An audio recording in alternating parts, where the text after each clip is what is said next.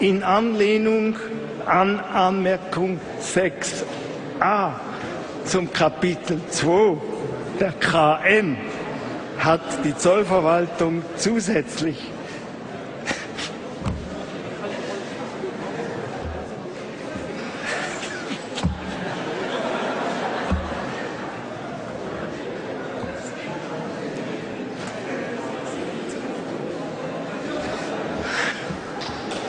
sogenannte schweizerische Erläuterung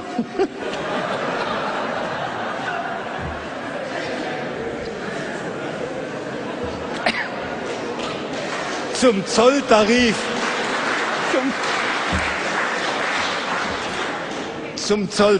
publiziert.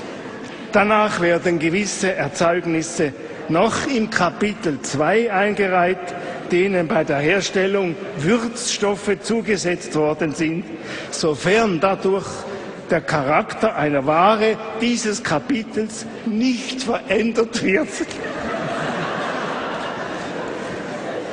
Klammer, zum